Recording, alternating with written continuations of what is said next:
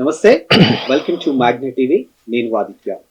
బీసీల పట్ల కేంద్ర ప్రభుత్వం నిర్లక్ష్యంగా వ్యవహరిస్తుందని, మరి కేంద్ర ప్రభుత్వం అంటేనే ఒంటి కాలు మీద లేస్తున్నటువంటి జాతీయ బీసీ దళ్ అధ్యక్షుడు, బీసీ సామాజిక ఉద్యమ నేత తుండ్రు కుమారస్వామి మనతో ఉన్నారు.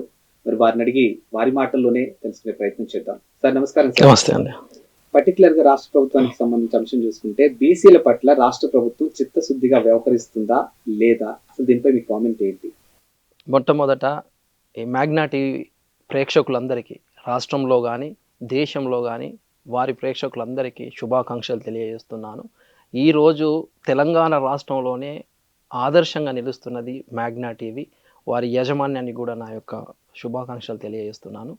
అయితే బ్రదర్, మీరు అడిగిన క్వశ్చన్ చాలా బాగుంది.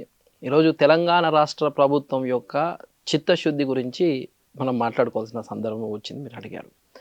అయితే చిత్తశుద్ధి ఉందా అంటే, వారు చేసే కార్యక్రమాలను బట్టే చిత్తశుద్ధి ఉందా లేదా అనేది మనకు జనరల్గా తెలుస్తూ ఉంటుంది.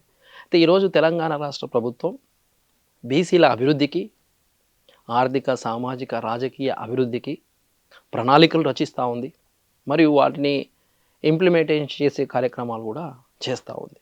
ఇప్పుడు ఉదాహరణకు మనం చూసుకున్నట్లయితే 2023 సంవత్సరంలో ఎన్నికలలో భాగంగా కామారెడ్డి డిక్లరేషన్లో 21 అంశాలతో బీసీలకు హామీ ఇవ్వడం జరిగింది.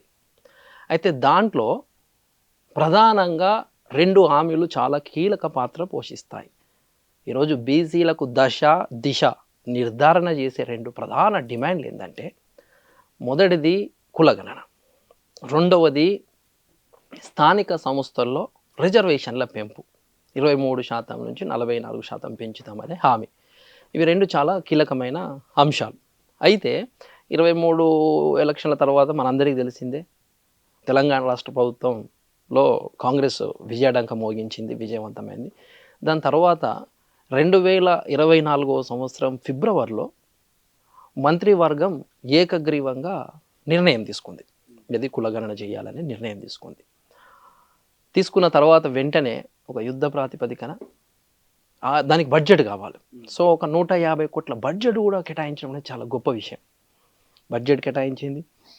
దాని తర్వాత 2024 సంవత్సరం మార్చి 15వ తారీఖున కులగణన జీవో ఎంఎస్ నంబర్ 26ని విడుదల చేసింది.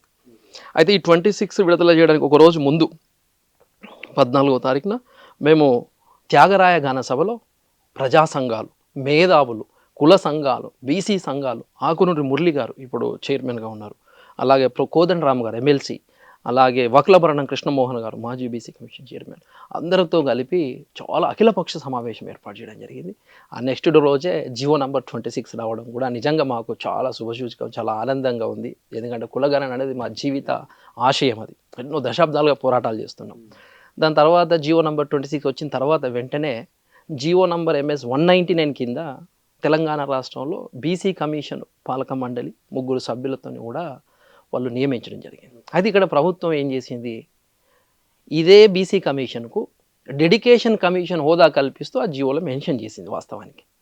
అయితే ఇక్కడ ఒక చిన్న చిక్కుముడి ఏంటంటే, జనరల్గా డెడికేషన్ కమిషన్ను నియమించాలనుకున్నప్పుడు ఆర్టికల్ 380 అలాగే సుప్రీంకోర్టు యొక్క తీర్పులు కావచ్చు, జడ్జిమెంట్లు కావచ్చు, అందులో ముఖ్యంగా ప్రధానంగా 2 డాక్టర్ కె కృష్ణమూర్తి కావచ్చు, కిషన్ రావు గవేలి కేసులో ఈ తీర్పులు, ఈ జడ్జిమెంట్లు ఏం చెప్తున్నాయంటే, డెడికేషన్ కమిషన్ను ప్రత్యేకంగా ఎస్పెషల్లీ స్థానిక సంస్థల రిజర్వేషన్లను శాతము నిర్ణయించడానికి డెడికేషన్ కమిషన్ ద్వారానే చేయాలి, ప్రత్యేక డెడికేషన్ కమిషన్. అది చిన్న డిఫెక్ట్ ఉంది. అప్పుడు వెంటనే ఏం చేశారు, మనందరికీ తెలిసిందే, మాజీ ఎంపీ, రాజ్యసభ సభ్యులు, జాతీయ బీసీ సంక్షేమ నాయకులు ఆర్ కృష్ణయ్య గారు మన రాష్ట్ర ఉన్నత న్యాయస్థానమైన హైకోర్టును అప్రోచ్ అవ్వడం జరిగింది. అప్రోచ్ కాగానే వెంటనే అది అవుట్ ఆఫ్ ఆర్డర్ మూవ్ చేశారు. అదే రోజున హైకోర్టు కూడా అవుట్ ఆఫ్ ఆర్డర్ మూవ్ చేసినప్పుడు ఆర్డర్స్ పాస్ చేసింది ప్రభుత్వానికి, తెలంగాణ రాష్ట్ర ప్రభుత్వానికి. ఏమని, మీరు ప్రత్యేక డెడికేషన్ కమిషన్ వేయాలి అని వాళ్ళు ఆర్డర్స్ పాస్ చేయడం జరిగింది. కానీ ఈ సందర్భంలో కూడా తెలంగాణ రాష్ట్ర ప్రభుత్వము, ముఖ్యంగా రేవంత్ రెడ్డి గారు, దాన్ని నిజంగా గొప్ప విషయం ఏంటంటే పాజిటివ్గా తీసుకున్నారు. పాజిటివ్గా తీసుకొని, ఎందుకంటే మళ్ళీ భవిష్యత్తులో ఈ రిజర్వేషన్ల పెంపు కానీ ఈ ఇష్యూలు కానీ ఇప్పుడు కులగణన అంత అవుతుంది, దాని తర్వాత ఎవరో కేసు వేస్తే చేసిన డేటా అంతా కలెక్ట్ ఫండ్ పెట్టారు ఎంతో చేశారు డేటా ఉంటుంది.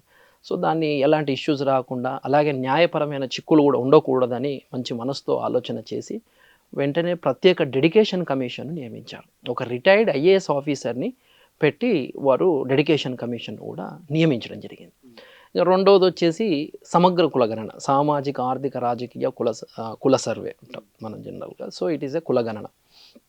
ఈ కులగణన కూడా నవంబర్ 6 టు ఈ నవంబర్ 30 వరకు రాష్ట్రం మొత్తంలో జిల్లాల వారిగా, మండలాల వారిగా, జిల్లాల్లో, హైదరాబాద్లో అన్ని చోట్లలో కూడా మనందరికీ తెలిసిన సామాజిక ఆర్థిక రాజకీయ సర్వే చాలా విజయవంతంగా జరిగింది. దాంట్లో నేను కూడా పలు ప్రాంతాలలో మొత్తం రాష్ట్రం మొత్తం పర్యటించడం, సర్వేలో పాల్గొనడం, వారికి అవేర్నెస్ ఇవ్వడము, ఇది ఎందుకంటే ఇది చాలా ఇంపార్టెంట్, ఆర్థిక స్థితిగతులు, విద్య ఉద్యోగ స్థితిగతులు తెలవాలని చెప్పేసి చేయడం. అలాగే విజయవంతంగా ఈ సామాజిక ఆర్థిక కుల సర్వే కూడా ఫినిష్ అయింది. సో ఇవన్నీ కార్యక్రమాలు చూస్తున్నప్పుడు ప్రభుత్వం ఏంటంటే బీసీ వర్గాల అభ్యున్నతి కావచ్చు, సంక్షేమంలో చిత్తశుద్ధిగా పనిచేస్తున్నారనేది కనబడతా ఉంది.